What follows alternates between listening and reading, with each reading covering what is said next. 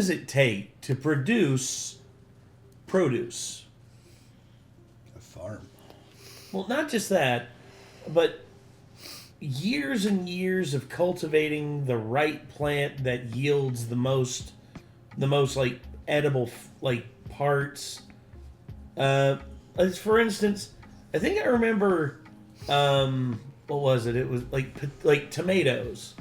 You know that tomatoes, if not cultivated properly, don't become like the big ripe like tomatoes that everyone knows and loves, but instead they're the cherry tomatoes. Mm-hmm. Like that's their natural form, and by cultivating them properly, they get bigger and bigger and make it to where they yield more fruit.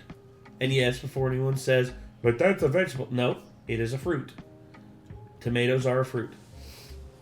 But yeah, needless to say, produce has always been a bit of a touchy subject whenever it comes to some things. Like, for instance, GMOs. I know GMOs are a big thing nowadays with produce because where technically some farms own a patent on that GMO, and if it cross-pollinates with another farmer's crops, then that farmer can lose their crops and lose their property because of it cross-contaminating with a patented like seed or anything like that. Mm-hmm. Which is absolutely ridiculous to me because, number one, that's not the fault of the farmer who is getting cross-pollinated.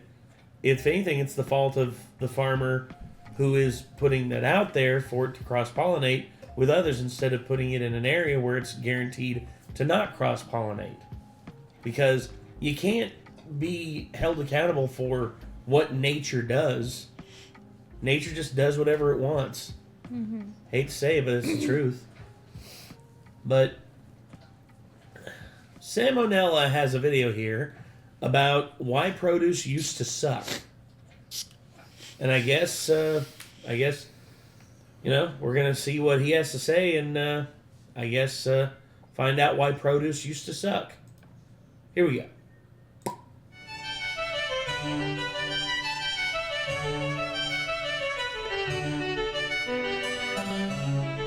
Hey kids, you've probably seen this scene in TV or movies at some point. A couple of people end up stranded on a desert island, totally isolated from all civilization. It seems like there's no hope for survival, but then one of them looks 3 feet to the left and, oh my god, it's a tree full of fully grown, plump, delicious, smiling, golden-skinned bananas. Amazing. We're safe for the time being. Hey, don't eat those.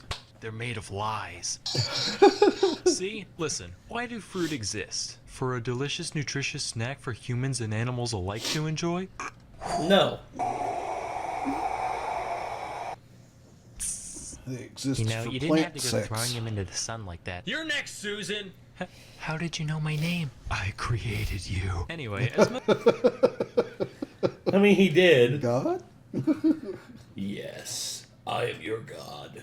Most of you probably know, fruit are a thing because nature figured out, hey, if you put a little bit of deliciousness around your seed, it'll convince some idiot bird or something to carry your baby off to faraway lands, right? But then humans showed up and were like, hey, that's pretty nifty. Listen, is it cool if we selectively breed you for thousands of years to give you horrific deformities to crank up that whole deliciousness part a couple hundred notches? What?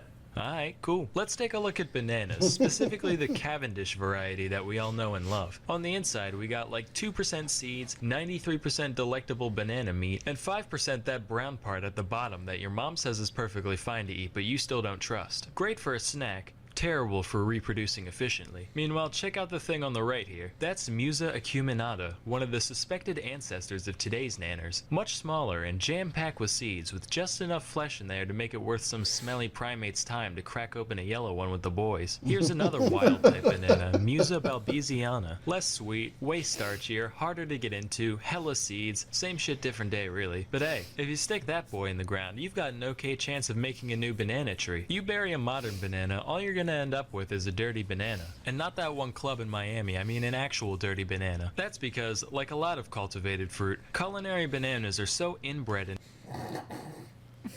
I love the fact that it gets worse the more you go down. It's like Oh, look, two normal, like, curved bananas. Oh, a little chunky. Oh, little droopy. A little crooked. Oh, he's a little crooked. Oh, he's a little too straight. And then you look here, it's like, is that a go, lemon? It's like, is that a lemon? Die of toast stems. And then some guy. And then the other one's just a thumb. And then today's banana is like, I'm tasty. Pretty much. And malformed that they can't produce offspring even if they wanted to. So, word of advice for you men out there, if ever a lady points out how poorly endowed you are, just show her this JPEG. She'll say, wow, I didn't realize it was so potent and fertile. You really opened my eyes, thank you. Bananas aren't the only piece of produce to follow this pattern though, not by a long shot. For example, take the watermelon. According to Monsanto, everybody's favorite corporation, the first evidence of human cultivation of the watermelon dates back to Egypt around 5,000 years ago. Back then, they were only 2 inches in diameter, around the size of a tennis ball. The flesh was supposedly tough and bitter, much like that of a tennis ball. Of course, just as the growth of a delicious green baby takes time, so too did the evolution of the modern watermelon. In fact, even as late as the mid-1600s, watermelons looked way different from what we have today, as shown by this painting by Giovanni Stanchi. Notice the thicker rind, the larger seeds, and the weird segmentation on the inside. Definitely a cooler still life subject, but ultimately inferior as a summertime snack. How about vegetables? Tell me, do you enjoy cabbage, Brussels sprouts, kale, collard greens, broccoli, or cauliflower? I mean, I guess I like broccoli and cauliflower. The rest are kind of gross though. Wrong! All 6 of these vegetables are actually the same thing. That means you like them all. That's not how that works. I'll be good. Anyway, these veggies are all just cultivars of the same species, Brassica oleracea, otherwise known as wild cabbage. Every part of the plant is edible to some extent, but there's not much of it to go around. So a bunch of different people throughout history said, alright, what if we just take one specific part of the plant and go fucking insane with it? And that's what they did. Those who bred for giant leaves got kale, going for huge dense flower buds gets you broccoli, juicy engorged lateral leaf buds equal Brussels sprouts, etc. Speaking of segues, let's check out can't get behind the Brussels OG sprout eggplant thing. was first domesticated in India, where it can still be found in the wild today. It looks nothing like an eggplant though. They actually resemble little green berries the size of grapes. The only thing it seems to have in common with the classic purple eggplant is how little both of them have in common with an egg. However, if we add the RGB percentage values of their color and merge their shapes, we do get what looks approximately like an egg. So I guess that solves that mystery. This whole transformation really is a testament to man's greatness though. That's like starting out with a frog and selectively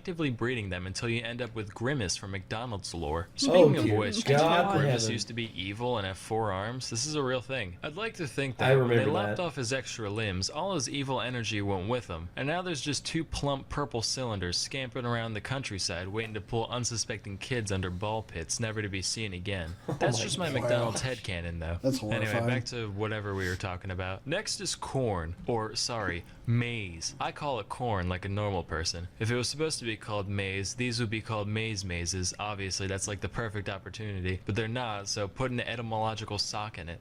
Or stocking. Anyway, I was totally expecting old corn to look like those baby corns you find in Chinese food and literally nowhere else. Turns out those actually are just baby corns. One suspected ancestor of corn is known as teosinte, which looks like this. Gee whiz, Sam, that sure does look like garbage. Good eye, Billy. That's because it was garbage. Whereas modern corn has a kernel count in the hundreds, teosinte only has 5 to 12, with each one being encased in a hard shell that's basically impossible to get into short of boiling it or chipping a tooth. The fact that people decided to domesticate it in the first place makes sense once you realize that most grains are basically the same thing. But honestly, that just makes me wish people figured out how to turn a piece of wheat into a big chunk of whatever to gnaw on. This whole thing disappointed me so much that I actually moved it to the top of my list of reasons not to visit the Mayans if I ever get a time machine. Nonetheless, as you can see, human endeavor can accomplish amazing things. And just as a few thousand years of selective breeding can turn this into this, a few hours of learning a week can turn you into, you know, a more talented and interesting version of you. And what better way to do that than with Skillshare.com? Skillshare is an online learning community with over 22,000 classes in technology, design, business, and more. Premium membership gives you unlimited access to high-quality classes on must-know topics so you can improve your skills, unlock new opportunities, and do the work you love. They've got great courses in just about any creative pursuit you can think of. I used to be totally musically illiterate till I took this course. Then I made this.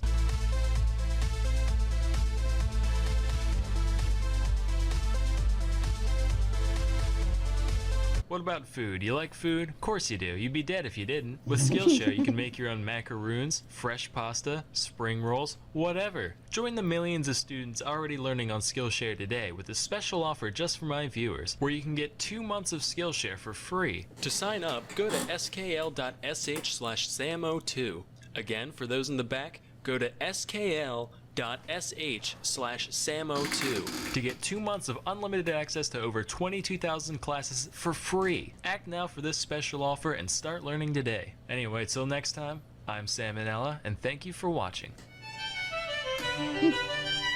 Well, there you go. Some very interesting facts about produce that, honestly, I knew some, but I didn't know all of it. I was wondering why the horror, well, not really horror, it's more of a comedy game, but the game Maze was called Maze. it involves giant sentient corn cobs, basically. So, Just were you amazed by it? it's pretty good. Ah, okay. Yeah. I was gonna say, amazing gameplay. I mean, like, I went in expecting a horror game, and I was misled to thinking it was supposed to be something spooky, and it's really not. It's more of like a mystery. But damn, it was funny. it's a funny game. Well, it's a game about corn. I mean, I would hope it would be funny. Yeah. Gentlemen, behold, corn. Actually, sir, I think that's called maize. Like, curses! I grabbed the wrong thing again. I really need to get my glasses checked. Sir, I think you actually removed your eyes last week. Well, I did. How wonderful.